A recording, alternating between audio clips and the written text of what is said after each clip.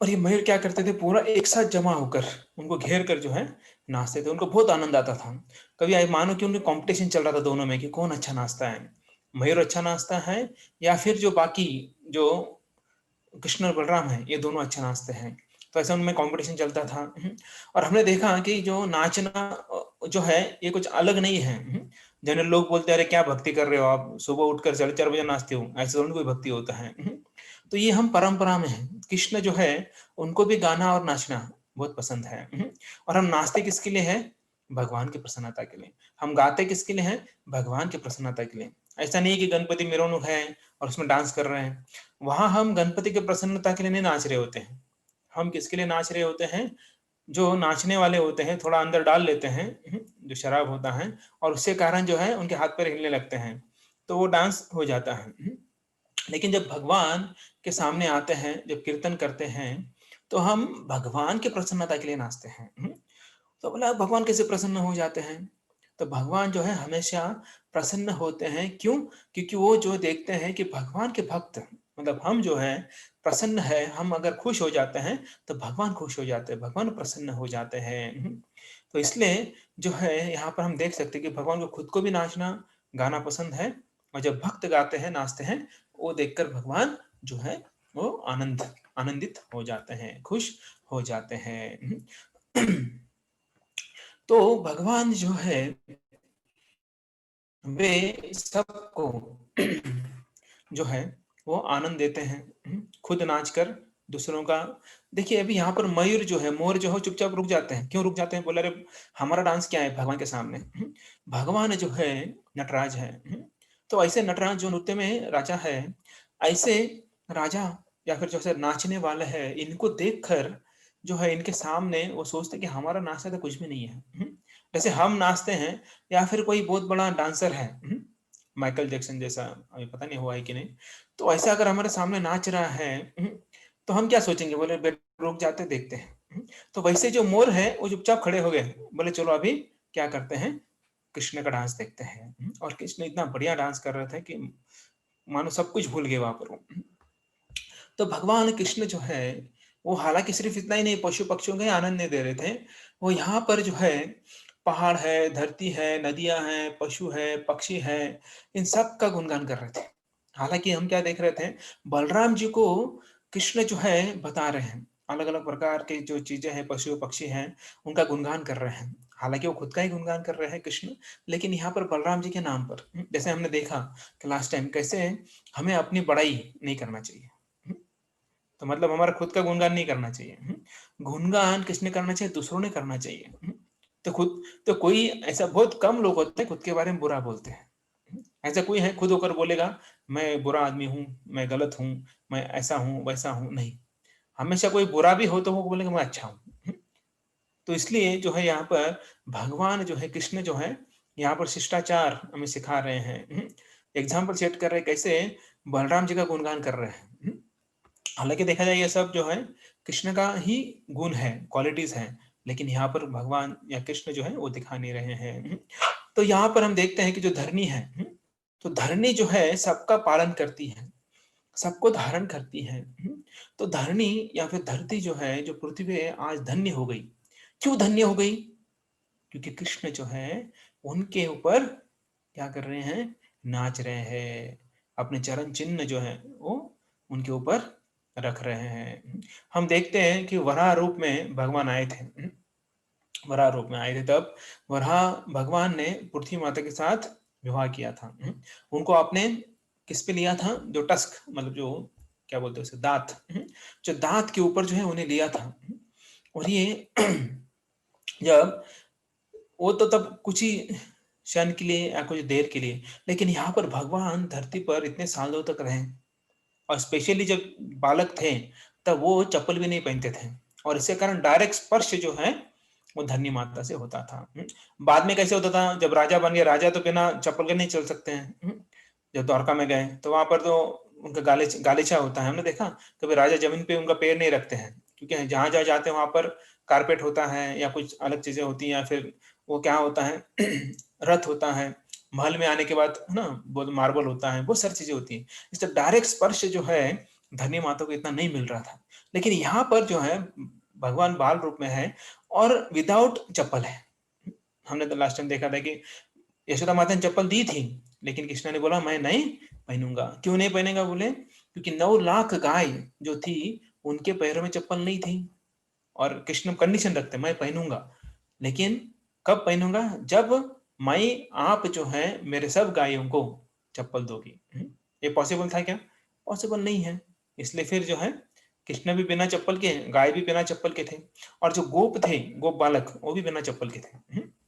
क्यों? अगर लीडर ही नहीं पहन रहे हैं तो हम क्यों पहनेंगे? है ना, बराबर है कि नहीं? तो इसलिए जो है उन्होंने नहीं पहना था। तो ये वरा या धरती माता जो है वरा भगवान के स्पर्श से धन्य हो गई थी। वामन देव जो है उन्होंने 3 पग जमीन मांगा था। तो 3 पग में सब कुछ उन्होंने धारण कर लिया था।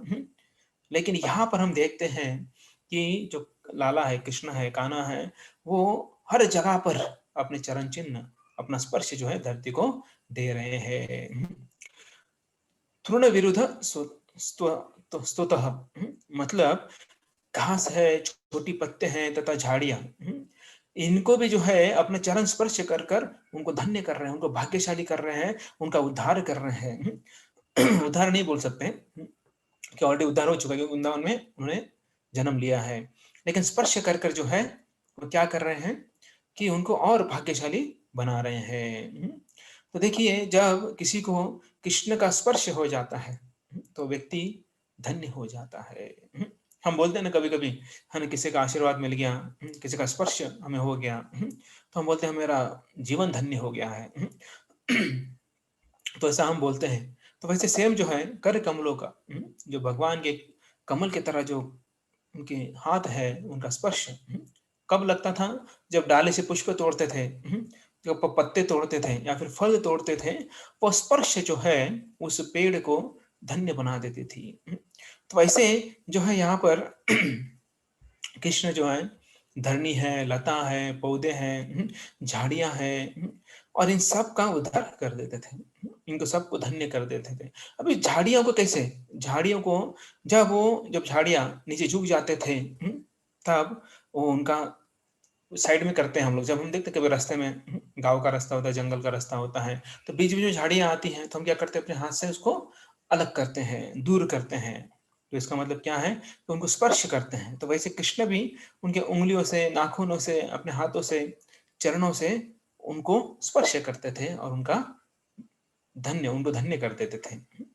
नद्यो अद्र खग मुर्गा, मतलब इतना ही नहीं, जो नद्यों मतलब नदियां, जैसे यमुना है, मानसी गंगा है, उसके बाद जो है जो पशु है, पक्षी है, और मृग, जो अद्र, मतलब जो पहाड़ है, पर्वत है, और जो पशु पक्षी हैं, इनको देखने मात्र से इनको भाग्यशाली बना रहे थे। क्योंकि हम देखते हैं कोई पागल लोग होते हैं, किसी व्यक्ति के बंगले के सामने, घर के सामने दिनों तक बैठ जाते हैं। सुना होगा आपने कि इसका बंगला है, उसके सामने लाइन लगी है। किसके लिए लाइन लगी है? वो व्यक्ति आकर थोड़ा आए बाहर आए और आता हाथ करें, बस इसके लिए है। उसके लिए लोग दिन, 2 दिन, 4 दिन रुकते हैं। तो ऐसे भी पागल लोग होते हैं। मुंबई में जुहू के पास, है ना, तो वहां पर ऐसा भीड़ होती है। तो सोचिए यहाँ पर भगवान, साक्षात भगवान, जो सचमुच उद्धार कर सकते हैं, और यहाँ पर तो हम देखते हैं खुद का ही उद्धार नहीं होता है उनका, खुद ही पता नहीं कहाँ जाएंगे, कौन से लोक में जाएंगे। हाँ, भक्त है तो भगवतम जाएंगे, अगर भक्त नहीं है तो पता नहीं कौन से लोक में जाएंगे। हम वो प्रेडिक्ट नहीं कर पाएंगे, क्योंकि उनके ऊपर है, उनका जो कर्म है उसके अनुसार उनको उस लोक में जाना पड़ेगा। लेकिन सोचिए इसके लिए लोग इतना लाइन लगाते हैं, वो खाते नहीं है, पीते नहीं है, वो रुक जाते हैं। अगर उतना ही उन लोगों ने कृष्ण का दर्शन पाने के लिए अगर करेंगे तो श्योर वो भगवान के पास चले जाएंगे।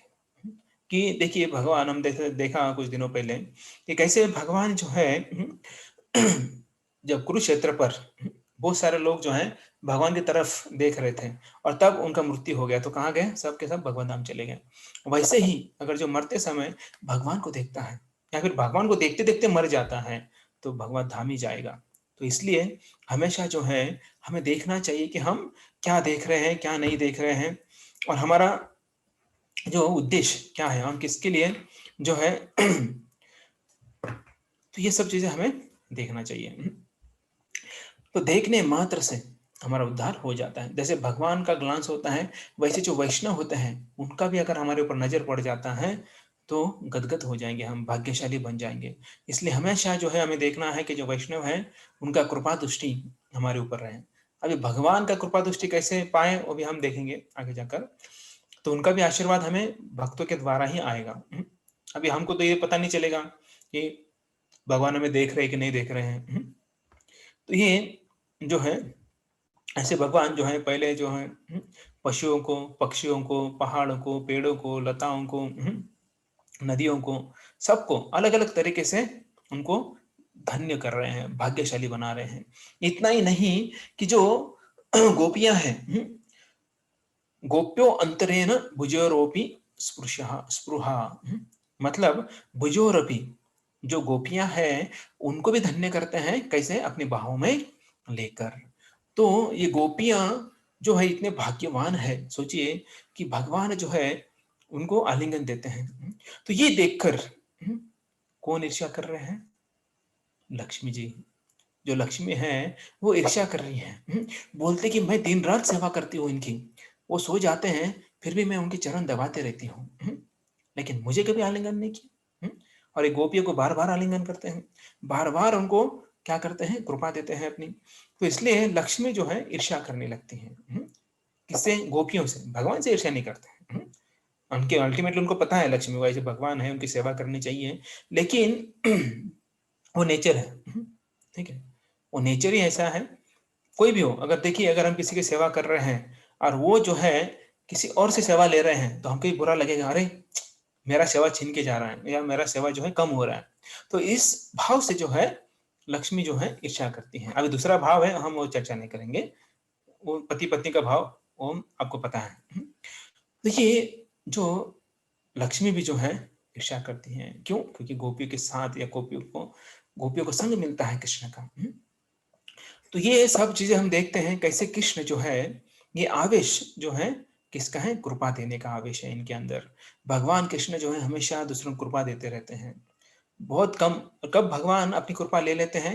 जब हम वैष्णव अपराध करते हैं, तब तक भगवान जो है कृपा देते रहते हैं। हम भगवान को गाली दें लेकिन भगवान कृपा करते हैं। हाँ, लेकिन हम भक्तों के साथ अगर गलत व्यवहार करेंगे तो भगवान जो है हमें कृपा नहीं देंगे है।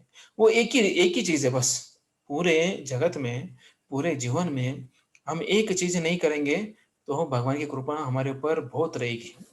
लोग बोलते हैं ना, भगवान देते छप्पर फाड़ के देते हैं, तो ये कृपा है भगवान की। तो उन लोगों को तो देंगे हो क्योंकि वो कभी वैष्णव व्रत करते नहीं हैं। जैसे जगाई मदाई है, उनको ऊपर कृपा हुई। कब हुई? जब नित्यानंद को बोले कि देखो इनको आप छोड़ दो और इनको जो है कृपा दे दो, तब जाके कृपा मिली, अन्यथा कृपा नहीं मिल रही थी। तो ऐसे भगवान जो है कृपा करते हैं। देखिए कोई अगर बड़ा व्यक्ति आ जाता है, सीएम हो, पीएम हो, क्या करते हैं? हम सेल्फी लेते हैं और उसको फोटो फ्रेम कर कर हमारे घर में लगाते हैं। तो सोचिए अगर भगवान हमारे पास आ गए, सपोज आज आप उधर हैं, आप जहां पर भी हो, अमेरिका में हो, पूना में हो, या कई और जगह पर हो आप, अगर आपके सामने अगर भगवान आते तो क्या करेंगे? भगवान एक सेल्फी दे लो पहले, क्योंकि आज सेल्फी का जमाना है, सबसे पहले सेल्फी लेंगे। बोलेंगे, हम दिखाएंगे ना दूसरों को कि भगवान के साथ सेल्फी लिया है। तो देखिए क्यों हम लेते हैं। हाँ, सेल्फी लेना गलत बात नहीं है, लेकिन किसके साथ ले रहे हैं, किसके लिए ले रहे हैं, कौन सी चेतना में ले रहे हैं, कौन से भाव में है, वो बहुत इंपॉर्टेंट है। तो देखिए, तो यहाँ पर भगवान जो है सबके साथ मिल-जुल रहे हैं, और अच्छा हुआ उस समय जो है कैमरा या फिर मोबाइल नहीं था। नहीं तो क्या होता आपको पता ही है। वो आगे जाके चर्चा करेंगे हम लोग, क्या-क्या होता है। तो ये हमने देखा कैसे भाग्यवान कौन-कौन है। धरती है। धरती है क्योंकि चरण कमल जो है धरती के ऊपर भगवान के आ रहे हैं डायरेक्ट। सिर्फ इतना ही नहीं है धरती के ऊपर चरण कमल आ रहे हैं, इसके साथ-साथ भगवान जो है लोटपोट भी होते हैं। जो रमन रमन रेती है, आपने देखा रमन रेती है, हम वहाँ पर गए थे, तो वहाँ पर सब जो है ना रेती थी, तो उसमें हम लोटपोट हो रहे थे। आप सब भी लोटपोट हुए थे जो वृंदावन आए थे। याद करो, कुश्ती खेल रहे थे, कोई कोई लोटपोट हो रहे थे। तो सोचिए कि भगवान जो है वो लोटपोट हो रहे धरती में। जो धरती है तो कितना भाग्यवान है धरती। सोचिए। तो धरती ने कभी ऐसा कुछ फोटो निकाल कर नहीं रखा। भगवान अभी है ना लोटपोट हो रहे हैं, फोटो निकाल लिया, लगाएंगे कहाँ? लेकिन धरती कहाँ लगाएंगे? उनका घर कहाँ है? ठीक है। तो इसलिए लेकिन उन्होंने पूरा जो है वो अपने हृदय में जो है उसको जमा कर कर रखा है। जो नदी, जो यमुना है, तो यमुना इतने भाग्यवान है, भगवान सिर्फ पानी नहीं पीते थे वहां का, तो भगवान उसके अंदर जाकर नहाते थे। जैसे भी हम देखे कालिया के ऊपर डांस कर रहे थे, तो कालिया के ऊपर डांस भी किए, तो डांस करते समय अंदर नीचे भी जाते थे, ऊपर भी आते थे। तो सोचिए यमुना कितनी भाग्यशाली रहेगी। तो हम देखिए जब जो नदियों को ऐसा कहा गया था कि आपके अंदर अगर कोई जाकर स्नान करता है तो वो शुद्ध हो जाएगा। तो नदियां बोले इसी के वो शुद्ध हो जाएंगे, लेकिन हम अशुद्ध हो जाएंगे, उसका क्या? तो बोले कि जब वैष्णव आएंगे तब जो है आप भाग्यशाली बन जाएंगे। तो सोचिए कि वैष्णव में कितना शक्ति होता है। तो ये देखिए नदी जो है साक्षात भगवान उनके अंदर स्नान कर रहे हैं। तो कितने भाग्यशाली हैं। पर्वत, जो सिर्फ गिरिराज पर्वत ही नहीं, बाकी पर्वत थे बहुत सारे, तो उनके ऊपर भगवान चढ़ते थे, तो वो भी कितने भाग्यवान है। देखिए जब हम देखते ऐसे कोई बड़ा व्यक्ति आता है, सीएम पीएम तो छोड़ दो, हमारे घर कभी आएगा नहीं, लेकिन गांव का कोई सरपंच आता है, कोई बड़ा व्यक्ति आता है, तो घर में आने के बाद हम एकदम क्या हो जाते हैं, भाव विभोर हो जाते हैं। हम धन्य हो गए कि आपके चरण हमारे घर में लग गए। ऐसा हम बोलते हैं, ठीक है। तो सोचिए कि भगवान अगर साक्षात आते हैं तो कितना, मतलब कितना हमें खुश होना चाहिए, कितना धन्य होना चाहिए। तो ऐसा जो है भगवान सबको धन्य बना रहे हैं, भाग्यशाली बना रहे हैं, सबको आनंदित कर रहे हैं। तो भगवान जो ऐसे करते करते जो है अभी देखते कि ये ऐसा क्यों हो रहा है। क्योंकि ये इतना प्रेम का आवेश जो है कृष्ण पर चढ़ा हुआ है, वो व्यक्त कर रहे हैं, अपने आप को कंट्रोल कर नहीं पा रहे हैं। और हमने देखा ही है कि ये प्रेम का जो आवेश है ये सबको, और बलराम जी साथ में होने के बाद भी जो है बता रहे हैं। हालांकि वो प्रेम का आवेश क्या था हमने देखा ही है। तो बलराम जी जो है तो देखते हैं कि वो भी आलिंगन करते किससे? गोपियों से। तो यहाँ पर जो है गोपी को आलिंगन देने का भी बात आती है। तो क्यों आती है? ऐसा कौन बोल रहे हैं? कृष्ण बोल रहे हैं बलराम जी को। क्या सचमुच बलराम जी ने गोपी को आलिंगन किया था? नहीं किया था उस समय, कृष्ण ने आलिंगन किया था। कब किया था? पहले किया था। तो वो याद कर रहे हैं कृष्ण अपने बारे में। देखिए जब कोई व्यक्ति उसके मन में कुछ चीज होता है, हृदय में कुछ चीज होता है, तो बार बार जो है वो चीज आ जाती है। किसी बारे में आप देखो कहीं पर भी हो, वो बाहर निकलती है। आप कैसे? फॉर एग्जाम्पल अगर आप अभी घर में बैठे हो, और आप बैठे हो, शरीर से वहां पर हो, लेकिन आपका ध्यान कहीं और जगह पर है, तो आप क्या करेंगे? बोलते बोलते बीच में वो बताएंगे। जैसे अगर आप अभी जो है खेती से आए हो, और बोले खेती में ना अंजीर आया हुआ है, तो अंजीर आप कुछ तोड़ के भी लेके आया हो, तो आप किसी से बात कर रहे हो और बात करते करते बोलेंगे अंजीर बहुत बढ़िया है, अंजीर अभी थोड़ा हरा हरा है, थोड़े दिन में लाल हो जाएगा। तो ऐसा आप बीच बीच में उसके बारे में बोलेंगे। तो वैसे यहाँ पर कृष्ण जो है वो गोपियों से बहुत प्रेम करते हैं। तो इसलिए हालांकि यहाँ पर जो है बीच बीच में गोपियों के बारे में बोलते रहते हैं। हालांकि बलराम जी के गालेंगे से गोपियां प्रसन्न नहीं है, सभी कुछ गोपियां हैं उनके ऊपर प्रसन्न है, लेकिन ज्यादातर गोपियां जो है कृष्ण के आलिंगन से प्रसन्न हो जाते हैं। कृष्ण अपना ही वर्णन जो है यहाँ पर कर रहे हैं, किसी और का नहीं है। और नाम सिर्फ क्या कर रहे हैं? बलराम जी का लगा रहे हैं। कृष्ण और बलराम इनमें कुछ अंतर है क्या? बिल्कुल अंतर नहीं है, अभेद है। कृष्ण चाहे कृष्ण हो या बलराम हो। तो हालांकि कृष्ण यहाँ पर बलराम जी का उदाहरण दे रहे हैं, तो हमें ये नहीं समझना चाहिए कि अरे ये तो कृष्ण कृष्ण ने खुद का नाम बोलना चाहिए, ऐसा कुछ नहीं है। बलराम जी सेम है, तो ऐसा कुछ हमें अगर हम भेदभाव करेंगे तो अपराध हो जाएगा। इसलिए दोनों भी समान है। अगर वो बोल रहे बलराम जी के बारे में बोल रहे तो हमें एक्सेप्ट करना चाहिए कि ठीक है बलराम जी कर रहे हैं। तो कृष्ण की जो शिष्टता है यहाँ पर प्रकट होती है। तो देखिए यहाँ पर कृष्ण सिखा रहे हैं हमें कि कैसे बड़ों का आदर करना चाहिए, उनको रिस्पेक्ट कैसे देना चाहिए। और दूसरा है कि हम देखते कैसे कृष्ण बहुत प्रेम के अधीन है। हालांकि भाई से भी प्रेम करते हैं, लेकिन वो अपने बड़े भाई होने के बावजूद भी वो अपने आप को कंट्रोल नहीं कर पा रहे हैं। बीच बीच में उनके बारे में निकल रहा है, गोपी के बारे में निकल रहा है। तो आज जो है फर्स्ट टाइम, मतलब आज मतलब जो कृष्ण और बलराम जो है फर्स्ट टाइम घर से दूर निकले हैं। सबको मिल रहे हैं, पर्वत, नदियां, पशु पक्षी उनको मिल रहे हैं, भेंट कर रहे हैं। सब धन्य हो गए हैं। सब प्राणियां उनके पास आ रहे हैं। तो ऐसे ये सब चल रहा है। और अभी चैतन्य महाप्रभु भी जो है, जो वनवास में गए थे, वनवास में तो आप बोलेंगे वनवास क्यों जाएंगे चैतन्य महाप्रभु, वो तो राम जी गए थे, चैतन्य महाप्रभु थोड़ी ना गए थे। वनवास मतलब जंगल, वन में वास करने के लिए। तो जब चैतन्य महाप्रभु छत्तीसगढ़, तो ये वहां पर गए थे, झारखंड के फॉरेस्ट में। झारखंड के फॉरेस्ट में जब गए थे, तब वहां पर भी ये सब लीला हो रही थी। वहां पर भी पशु पक्षी जो हैं वो आकर डांस करने लगे चैतन्य महाप्रभु के साथ।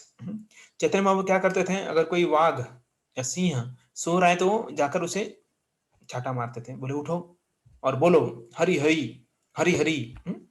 और वो सिंह जो है उठकर दोनों हाथ ऊपर कर कर हरि बोल करता था। और जो हरि बोल करता तो हिरन आती थी, और हिरन और जो सिंह है या वाघ जो है वो गले में मिलकर, एक दूसरे गले में पड़कर जो है कीर्तन कर रहे थे। ऐसा कभी देखा है आपने? हाँ, ऐसा आप क्या बोलते हैं, एनिमेशन बना सकते हो, है ना, कार्टून बना सकते हो, लेकिन ये एक्चुअल में हो रहा था। तो जब भगवान उपस्थित है तो वहां पर कभी वैर नहीं होता है, कभी झगड़ा नहीं होता है। तो ये, लेकिन आप बोले ऐसे कैसे बोल रहे हो, झूठ बोल रहे हो, क्योंकि महाभारत में तो झगड़ा हुआ, भगवान के सामने ही हुआ, भगवान ने ही करवाया। लेकिन अभी ऐसा कैसा बोल रहे हैं कि भगवान जहां पर है वहां पर तो झगड़ा नहीं होता है। हाँ, तो लेकिन ये देखना चाहिए कि भगवान ने क्यों किया वो झगड़ा, और वो झगड़ा करने के बाद क्या हुआ, जो मर गए उनके साथ क्या हुआ। तो उनका तो उद्धार हो गया ना।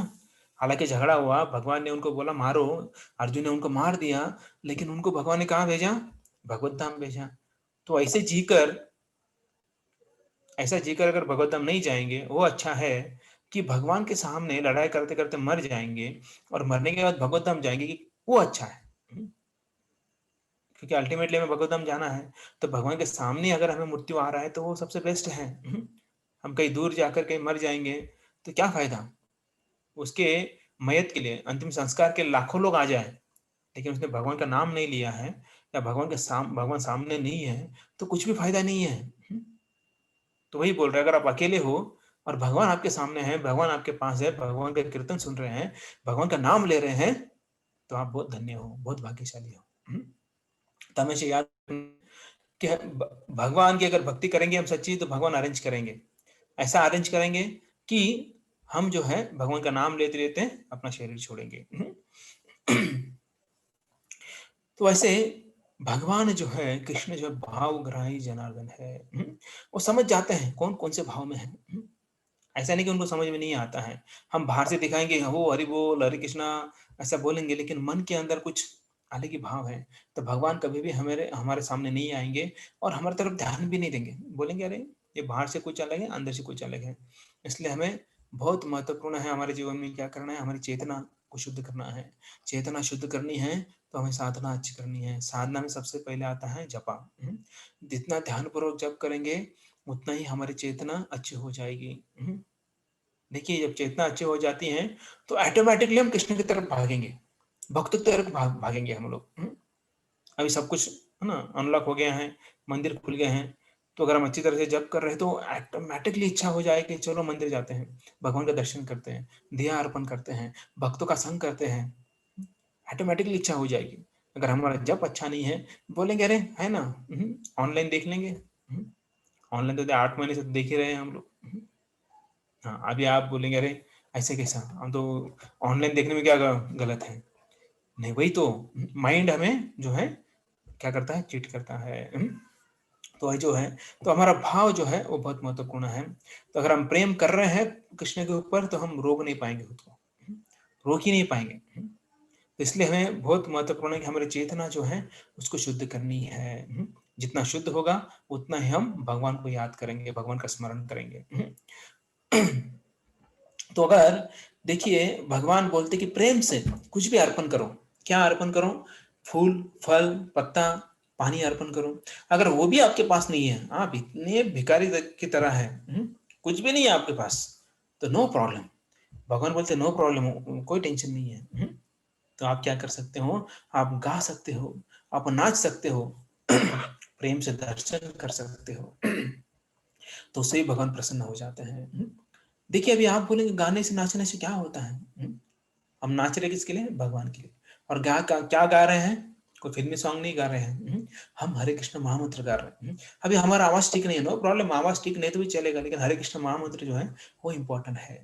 वो गाकर हम अगर नृत्य करते हैं या फिर कोई कीर्तन लगाकर नृत्य करते हैं, तो भगवान समझ जाते हैं कि नहीं, ये जो है हमारा सच्चा भक्त है, भगवान प्रसन्न हो जाते हैं। देखिए जगन्नाथपुरी में पतित पावन जो है कहाँ पर है? बाहर है।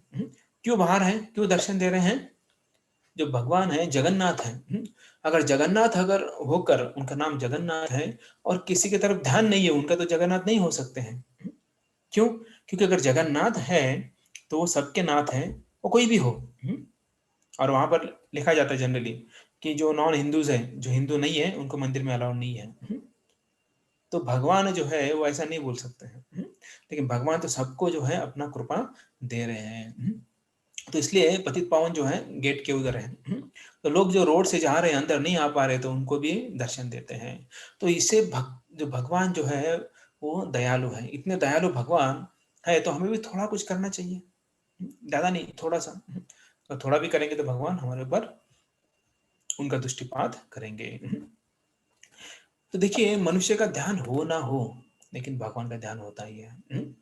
मनुष्य तो पूरे जीवन भर अपने कर्मों में, अपने ही कामों में व्यस्त हो जाता है। उसे कभी कभी ध्यान भी नहीं रहता है कि भगवान भी घर में है। कभी कभी भगवान को ही उठाना भूल जाते हैं। अगर घर में भगवान है वही भूल, इतने पीछे हो जाते हैं। लेकिन भगवान जो है कभी हमको भूलते नहीं है। तो देखिए कि हमें ये देखना चाहिए कि कैसे हमें हमेशा जो है भगवान को देखने की इच्छा नहीं रखना चाहिए। अरे बोलेंगे ऐसे कैसे? आप भी बोले अरे भगवान से प्रेम कर रहे तो हमें मंदिर आना चाहिए, करना चाहिए, वो करना चाहिए। हाँ आना चाहिए, लेकिन ऐसे नहीं सबको धक्का मार कर है मुझे दर्शन लेना है, बाजू उठो बाजू उठो बाजू उठो, मुझे जाने दो। नो, ये कंप्लीटली गलत बात है। देखिए हमारे आचार्य भगवान, साक्षात भगवान, देखिए चैतन्य महाप्रभु का हम उदाहरण देंगे। शिष्य में पढ़ते हैं कि चैतन्य महाप्रभु जो है कभी भी, हमेशा कभी भी जो है वो आगे नहीं गए किसी को धक्का मारकर। वो कहाँ खड़े रहते थे? गरुड़ स्तंभ के वहां पर खड़ा रहते थे, और काफी दूर है, गरुड़ स्तंभ काफी दूर है। तो वो वहां से दर्शन लेते थे भगवान का। सोचिए चैतन्य महाप्रभु जो है अंदर जाकर दर्शन ले सकते थे, और उस समय तो भगवान को आलिंगन भी कर सकते थे। एक्चुअली आलिंगन दिन अभी भी बंद हुआ। मैंने खुद, जब हम तबालौर था तो हम गए थे, भगवान को आलिंगन किए थे, लेकिन अभी बंद है। तो चैतन्य महाप्रभु अपने एग्जाम्पल से जो है सेट कर रहे हैं, हमें बता रहे हैं, दिखा रहे हैं कि कैसे हमें भगवान को देखने की इच्छा नहीं रखना चाहिए। बोले फिर क्या इच्छा रखना चाहिए? तो हम ऐसा जगह पर रहना है, हम पीछे रहना है, बाकी लोगों को आगे करना है। तो देखिए हम भगवान को देख के क्या करेंगे? हम देख भी नहीं पाएंगे ठीक से। लेकिन अगर भगवान की अमर दृष्टि होगी हमारे ऊपर, तो क्या होगा? हमारा बेड़ा पार हो जाएगा। तो कौन सा महत्वपूर्ण है, हम भगवान को देखना या भगवान ने हमको देखना? कौन सा महत्वपूर्ण है? भगवान ने हमें देखना। ठीक है ना? हम तो देखो, हम तो पंत प्रधान को तो देख रहे हैं, लेकिन उनकी नजर हमारे ऊपर गई तो तब तो कुछ तो होगा। ठीक है, जैसे अब अगर आप स्कूल में हो या फिर कुछ बैंक में हो या किसी ऑफिस में हो, तो आपने फॉर्म भर के दिया है कि नहीं? आपने फॉर्म भर के दिया, सब कुछ हो गया, लेकिन जब उस व्यक्ति का आपके फॉर्म पे नजर जाती है तभी कृपा होगी। तो सेम यहाँ पर जो है हमें भी हमेशा जो है कैसे भाव में रहना चाहिए? तृणादपि सुनिचेन तरोरपि सहिष्णुना अमानिन मान देना। आगे आगे करने की जरूरत नहीं है। जितना हम पीछे रहेंगे, दूसरों को आगे करेंगे, उतना ज्यादा हम कृपा प्राप्त करेंगे। जितना हम दूसरों को पीछे कर कर आगे जाएंगे, उतना ही कम आशीर्वाद हम पाएंगे। देखिए भगवान जो है, जब भगवान के सामने जाकर बोलता मैंने मैंने मैंने किया है, तो भगवान बोलते हैं हाँ तेरा लास्ट। उनको सबसे लास्ट कर देते हैं, कृपा देंगे लेकिन सबसे लास्ट। लेकिन जो नम्र बोलते हैं, नम्र है, दूसरों को हमेशा आगे करता है। देखिए ये किससे सीखना चाहिए? राधा रानी से सीखना चाहिए। राधा रानी का हाथ देखिए ऐसा होता है। अगर आप देखेंगे राधा वृंदावन चंद्र का दर्शन अगर लेंगे आप, तो राधा रानी का हाथ ऐसा है। क्यों ऐसा है? क्योंकि राधा रानी खुद जो है सबको आगे करती है और खुद पीछे रहती है। तो सबसे प्रिय कौन है कृष्ण को? राधा रानी है। क्यों है? क्योंकि उनका भाव जो है दूसरों को आगे करने का है, ना कि खुद को आगे रहने का है। तो हमेशा जो है हमें क्या करना है, दूसरों को आगे करना है, दूसरों को मौका देना है। हाँ, इसमें 2 तरीका होता है। ऐसा नहीं कि अरे चलो अभी मुझे कुछ करना ही नहीं है, यहाँ पे आज तक बोला है सब दूसरों को करने देना है। तो जो अपनी सेवा है वो भी दूसरों को नहीं देना है। मतलब अरे आपने तो बोला है सब दूसरों को आगे करो, दूसरों को आगे करो, तो वो जो है फिर उसका लाभ नहीं उठाना है। जो सेवा हमें करनी है वो हमें करना है, लेकिन जब मान-सम्मान की बात आती है दूसरों को आगे करना है। जब सेवा करने की बात आती है तो हमें पहले होना चाहिए, लेकिन जब क्रेडिट लेने का है तो दूसरों को आगे करना चाहिए। देखिए, श्रील प्रभुपाद भी बोलते थे, जब प्रभुपाद को बोले प्रभुपाद आपने इतना कुछ खड़ा कर दिया, इतना सब किया आपने, तो प्रभुपाद क्या बोलते थे, ये मेरा कुछ भी नहीं, मैंने कुछ नहीं किया। जो मेरे गुरु महाराज है, उन्होंने आप सबको भेजा। जो शिष्य जब बोलते थे प्रभुपाद आपने इतना किया, तब उनको बोलते थे मेरे गुरु महाराज ने आप सबको भेजा है और उनके आशीर्वाद से सब कुछ हुआ है। और जब प्रभुपाद दिन-रात जागकर जो है वो किताबें लिखते थे, ग्रंथ लिखते थे, तब उनको बोलते थे कि आपने इतने सारे लिखे, तो प्रभुपाद बोलते मैंने नहीं लिखे। ये सब कृष्ण ने लिखे हैं। सोचिए। तो ये ऐसे भाव होने के बाद ही भगवान की कृपा होती है। अगर हम अहंकार दिखाते हैं अपना, तो भगवान बोलते तुम तुम्हारे अहंकार में खुश रहो, तो तुम्हें कुछ कृपा नहीं मिलने वाली है। तो इसलिए हमेशा याद रखना है कि दूसरों को मान-सम्मान देना है और खुद पीछे रहना है, तभी जाके हम भगवान के जो लिस्ट है उसमें आगे रहेंगे। अगर हम आगे रहेंगे यहाँ पर, तो सबसे लास्ट रहेंगे भगवान की लिस्ट में। अभी हमें डिसाइड करना है कि हमें कौन सी लिस्ट में रहना है। अभी ये सीक्रेट है। किसी को मत बताइए। अगर जितना हम नम्र रहेंगे, पीछे रहेंगे, दूसरों को आगे करेंगे, उतना ही भगवान की लिस्ट में हम आगे रहेंगे। जितना हम आगे रहेंगे उतना पीछे चले जाएंगे। तो हमेशा याद रखना है। देखिए, अभी मंदिर में व्यक्ति आते हैं, मंदिर में आने के बाद अगर मन भटकता है, तो कैसे मंदिर भगवान को देख पाएगा? नहीं देख पाएगा। दंडे देखते हैं, बहुत सारे आपने देखा होगा, या खुद हमारे साथ ऐसा होता है। मंदिर में आ जाते हैं हम लोग, भगवान को देखते देखते आगे चले जाते हैं। भगवान का दर्शन भी ठीक से लेते नहीं हम लोग। 1 सेकंड के अंदर या फिर एक आधे मिनट के अंदर जो है हम भगवान का दर्शन लेके बाहर चले जाते हैं।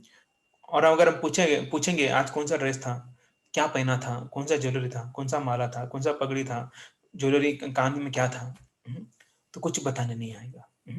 वही अगर आप जो है शॉपिंग करने जाओ लक्ष्मी रोड पर, उधर जाकर पूछेंगे आपको आने के बाद, तो आप पूरा डिटेल बताएंगे उसमें।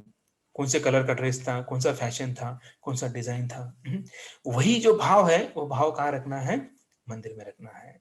भगवान का दर्शन लेते समय जो हमें देखना है कि भगवान ने आज जो है क्या पहना है। ठीक है, अभी ऑनलाइन आया है, तो अभी ऑनलाइन अगर दर्शन आ जाता है तो आप बहुत देर तक देख सकते हो, ठीक है, लेकिन वो भी हम नहीं देखते। दर्शन आया, ठीक है, हाँ हरे कृष्णा, हाथ जोड़ते हैं, चलो आगे। ठीक है ना, तो ये जो है इसमें हमें कभी भगवान प्रसन्न नहीं होंगे।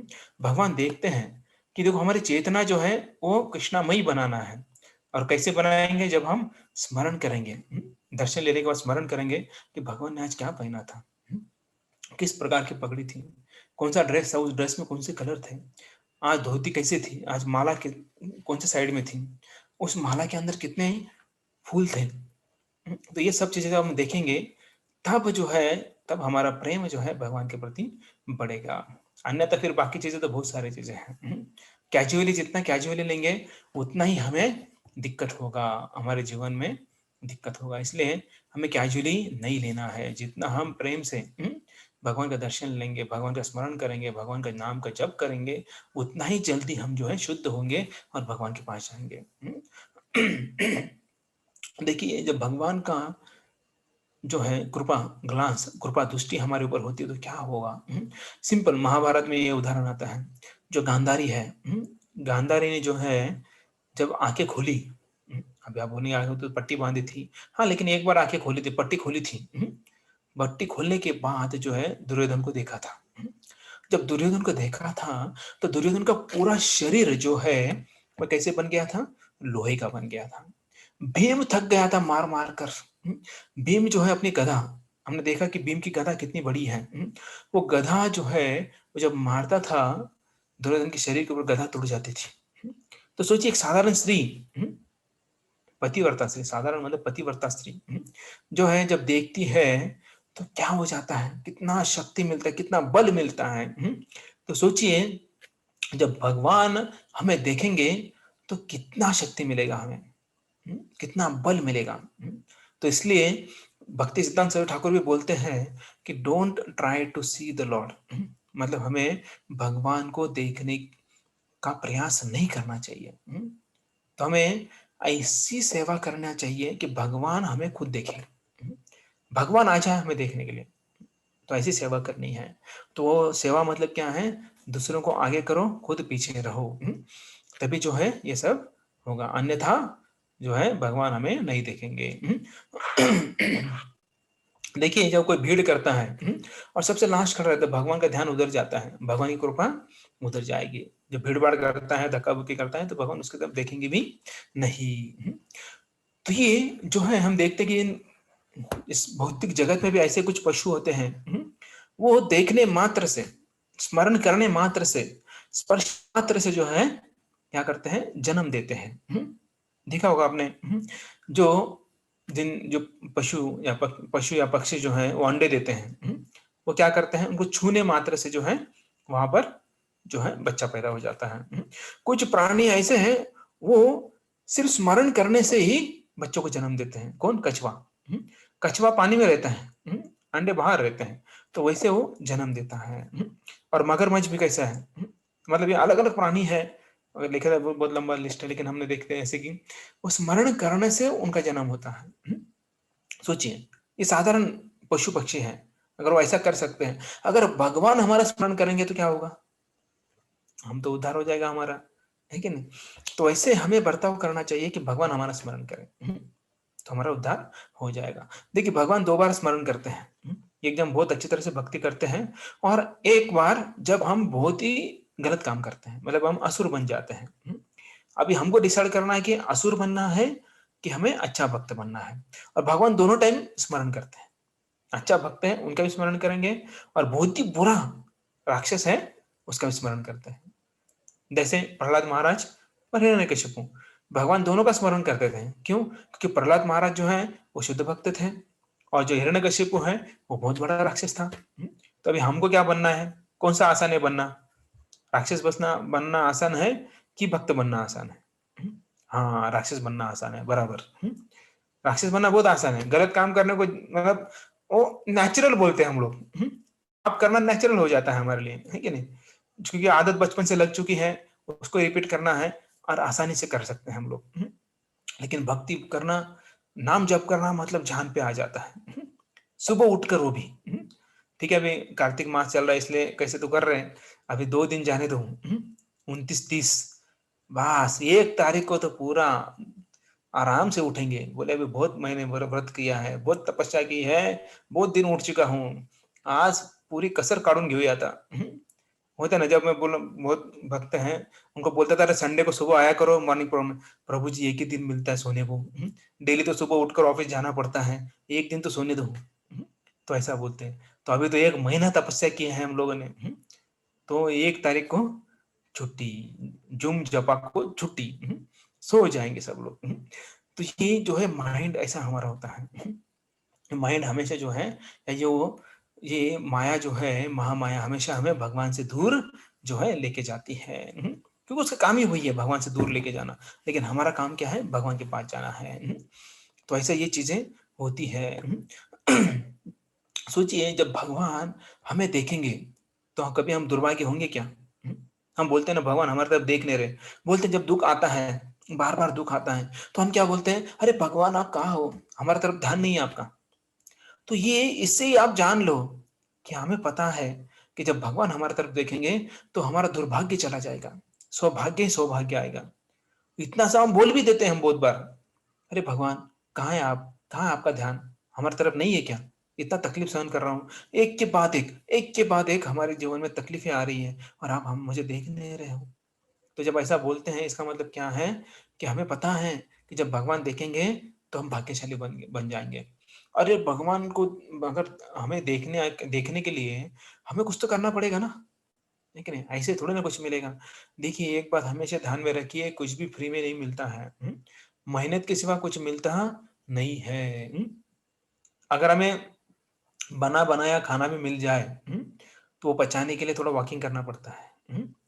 है ना? शतपावली मराठी में कहावत है। खाने के बाद शतपावली करना होता है। है ना? पूना में तो बहुत फेमस है। शतपावली मतलब ना कुछ खाते हैं तब ज़रा वॉकिंग करके आना है, कि डाइजेस्ट हो जाए। तो सोचिए उसके लिए भी हमें अगर ऐसा मेहनत करना पड़ता है, तो भगवान की कृपा अगर हमारे ऊपर चाहिए, तो कुछ तो करना पड़ेगा। और क्या करना पड़ा है?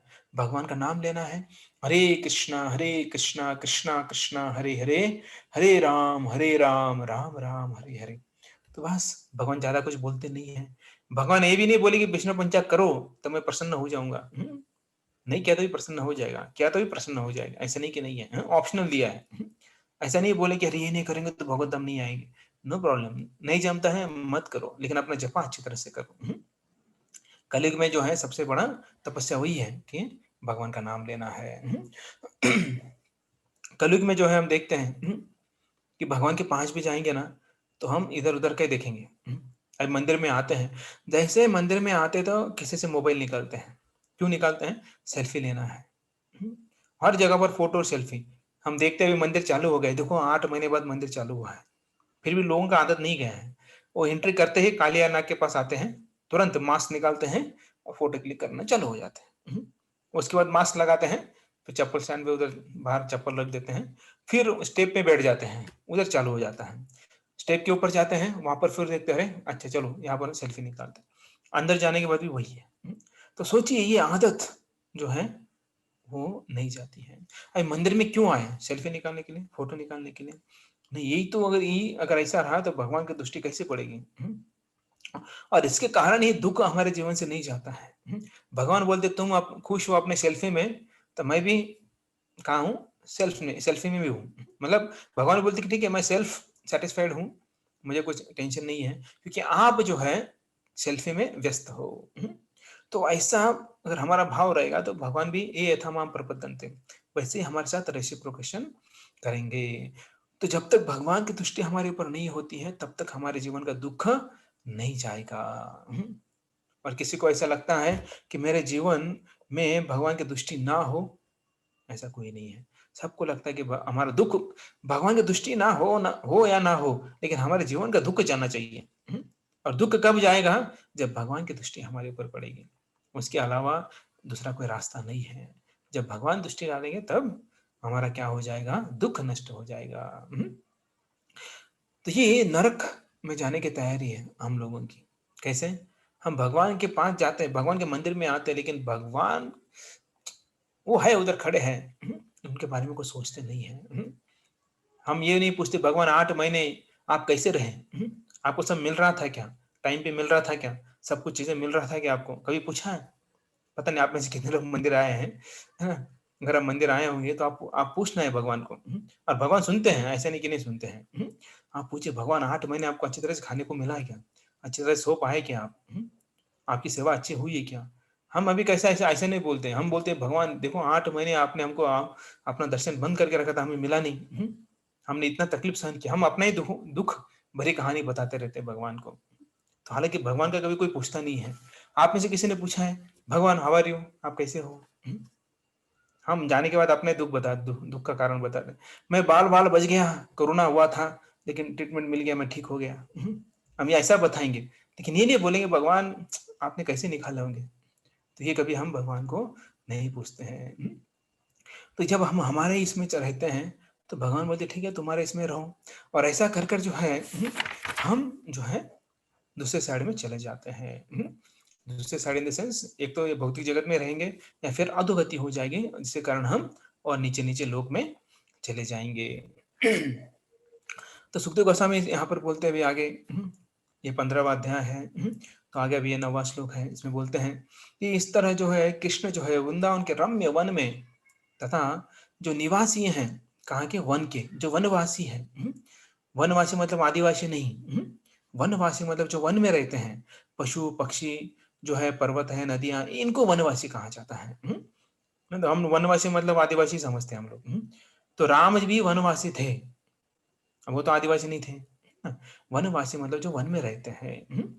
तो ऐसे ये इनके साथ, इनके प्रति संतोष व्यक्त कर कर, आनंद व्यक्त कर कर जो है वो गोवर्धन पर्वत की तलहटी के पास यमुना के नदी के किनारे आ गए। अकेले नहीं थे, अपने मित्रों के साथ, गोप बालकों के साथ और गायों के साथ तथा अन्य पशुओं के साथ। गाय के साथ क्या थी? भैंसे भी थी, बकरियां भी थी, तो ये बैल भी थे। तो इनके साथ जो है भगवान कहाँ आ गए अभी? यमुना तट पर, गोवर्धन के तलहटी पर, पर्वत के पास। अभी उधर क्यों गए? क्योंकि उनको क्या करना था?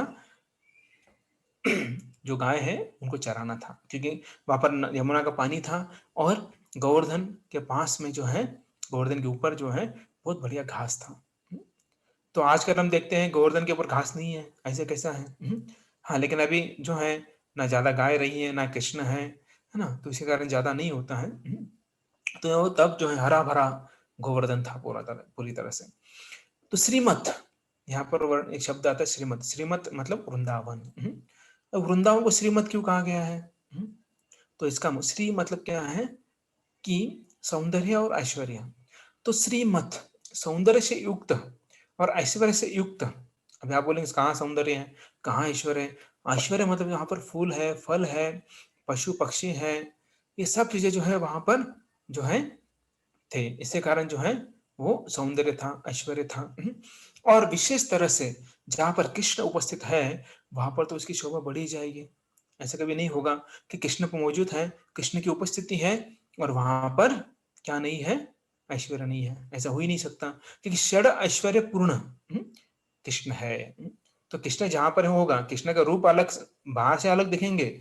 बाहर से वो क्या है, थोड़ी है ना, छोटी सी धोती पहने हुए हैं, ऊपर कुर्ता नहीं है, है कि नहीं? हीरे मोती जवाहरात ऐसा कुछ नहीं है।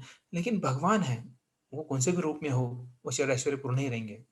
जैसे पंत प्रधान है, आज पुणे में आए थे, पुणे में आने के बाद वो पंत प्रधान नहीं रहेंगे क्या? वो पंत प्रधान ही रहेंगे, है कि नहीं? वैसे भगवान जो है किसी भी रूप में कहीं भी जाने दो तो भगवान भगवान ही रहेंगे। तो वैसे यहाँ पर इसलिए वृंदावन को श्रीमत कहा गया है।